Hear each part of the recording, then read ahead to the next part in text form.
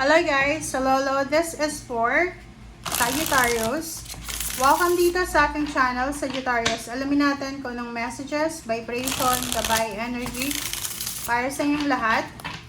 Please comment down below if you resonated. So, titingnan natin, Sagi, kung anong message para sa iyo. Okay, first card natin is Seven of Pentacles, Knight of Swords, and then Knight of Wands. Fourth card is Two of Swords, Seven of Wands, and the last card ay Two of Pentacles. Sa ilalim mo pala is Queen of Wands, Ten of Pentacles, and the Chariot. So, yun. Ang three cards mo sa ilalim, sinasabi ng bara sa'yo, Sagittarius, na financially, you're free. Diba? Wala kang masyadong pinoproblema siguro sa pera.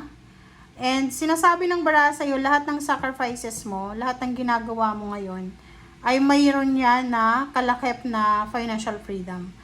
Sinasabi ng bara sa'yo dito, Sagittarius, na kung masipag ka, marami kang pera na maiuwi sa pamilya mo.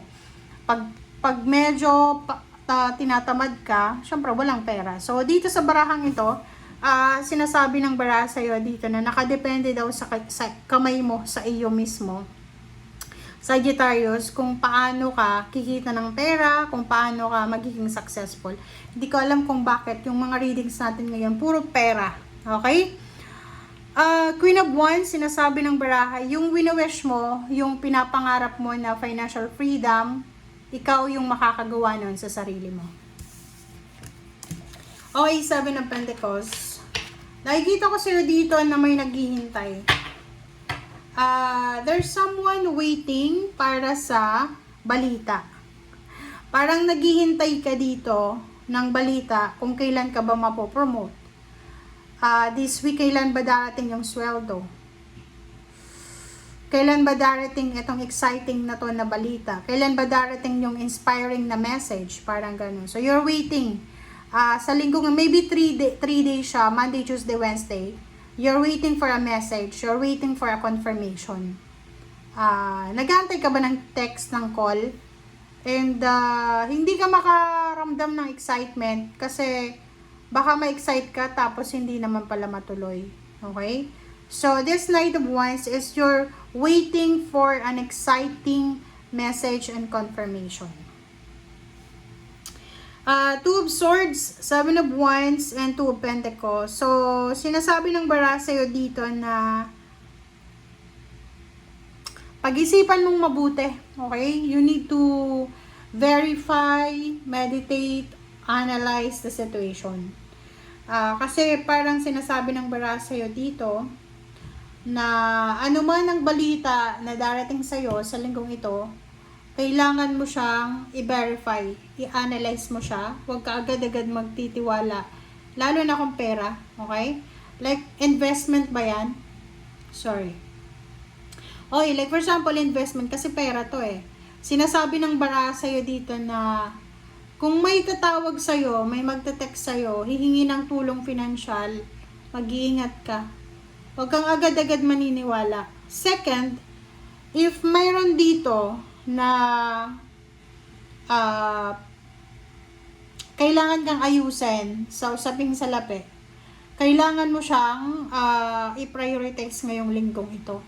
Like, may mga binibenta ka bang ari-arian, ganyan, ganito. Kung may involved na pera, sinasabi ng bara na to na kailangan mong bigyan siya ng masusing investigasyon, analyzation, ganyan. So, wag kang papayag.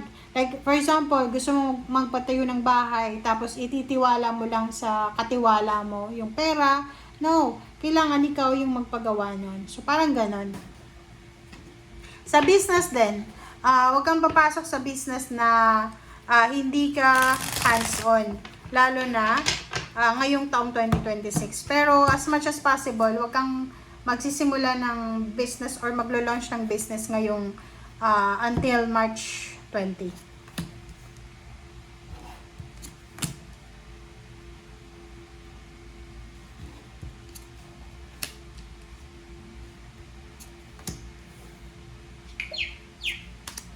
Alright, so yung last 6 cards mo dito, plus sa ilalim, charity, generosity, o, diba?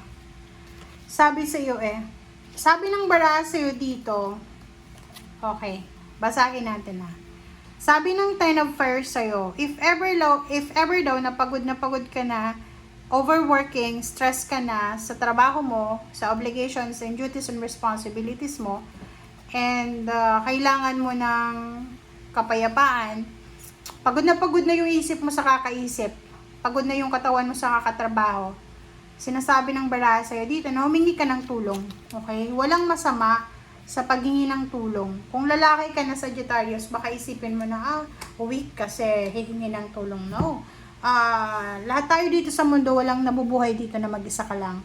Kailangan natin yung bawat isa. So, walang sino man ang nabubuhay na ikaw lang. So, kailangan mong humingi ng tulong.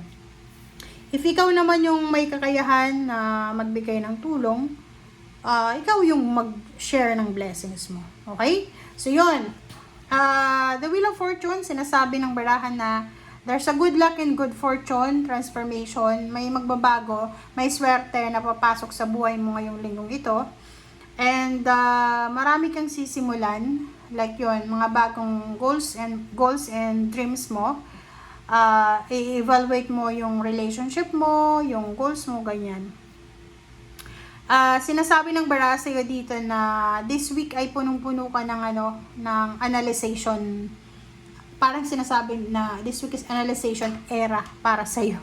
Yung hindi ka magdedesisyon hanggat hindi mo pinag-iisipan ng 10 beses.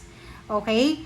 Yun, sa loob ng trabaho, mag-iingat ka sa pagtitiwala. Yun, kasi itong 7 of Air and 8 of Earth, parang sinasabi na mag-iingat ka sa mga nag-o-offer ng trabaho sa'yo. Mag-iingat ka sa boss mo, mag-iingat ka sa katrabaho mo, mag-iingat ka sa mga sobra-sobrang duties and responsibilities na itinatapon sa'yo. Kasi posibleng pagsisihan mo yan. So, as much as possible, pag hindi mo na kaya, like yung boss mo, sinasabi sa'yo, oy, mag-overtime ka ngayon, Sagittarius. Pag hindi kaya ng katawan mo, huwag mong tatanggapin yung overtime. And nakikita ko sa'yo dito na wala kang oras para sa iba. Like mga issue na yan, cheating, other relationship, ganito. So, nakafocus ka lang sa trabaho, sa pera. Focus ka lang sa kung ano yung pwedeng mapagkukunan ng salapi. And if you are involved sa third-party relationship, kailangan mo daw i-give up yan as soon as possible. Okay. Thank you guys. Bye!